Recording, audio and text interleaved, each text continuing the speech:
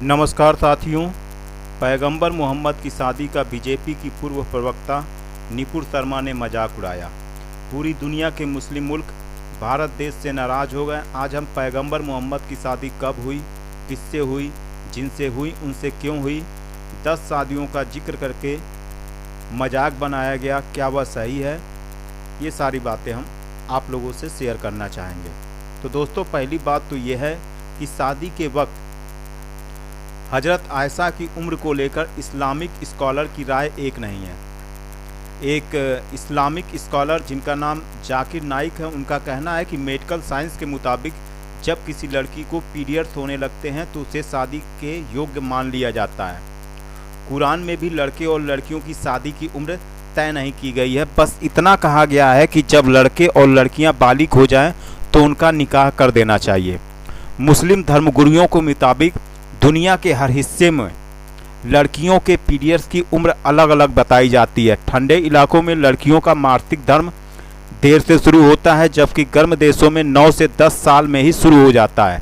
Saudi अरब एक गर्म जलवायु वाला देश है। मुस्लिम जानकारों के मुताबिक वहाँ की लड़कियाँ 10 साल में ही बड़ी हो जाती हैं।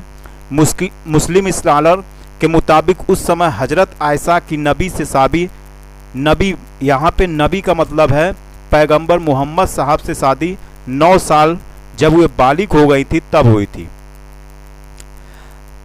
दारुल उलूम देवबंद की वेबसाइट दारुल इफ्ता के मुताबिक हजरत पैगंबर मोहम्मद की शादी जब हजरत आयशा से हुई थी तब उनकी उम्र 6 साल की थी।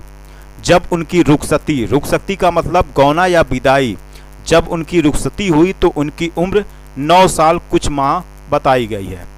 सही बुखारी हदीस के मुताबिक हमारे नबी से निकाह के वक्त हजरत आयशा की उम्र 6 साल थी और नबी की उम्र 53 साल थी, मगर उनकी रुखसती यानी गौना 9 साल की उम्र में तब हुआ जब वह शारीरिक रूप से बालिग हो गईं और रुखसती का यह पैगाम उनकी मां ने भिजवाया था।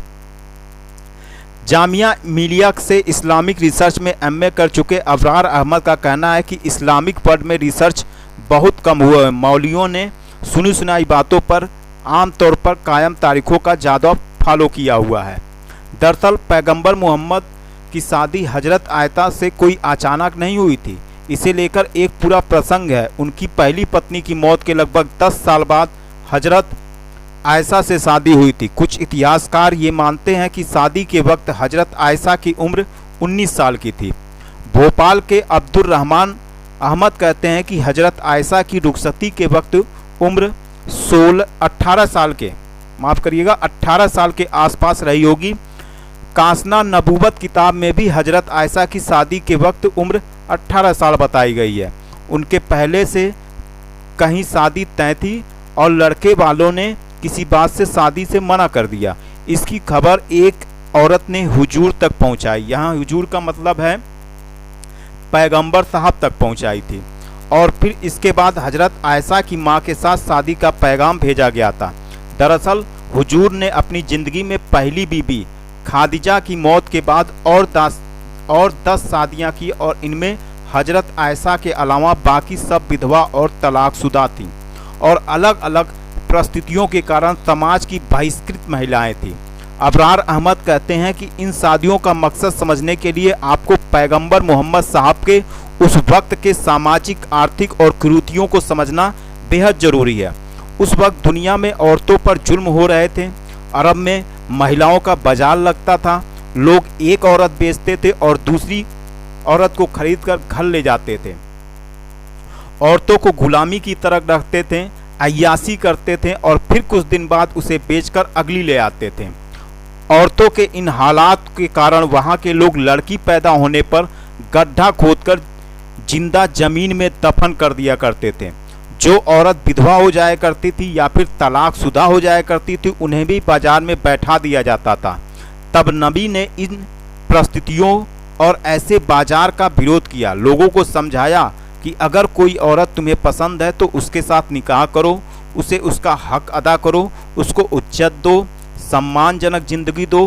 विधवा से शादी करो, गुलाम से शादी करो या तलाकशुदा से शादी करो, उसे हमेशा अपनी सुरक्षा दो।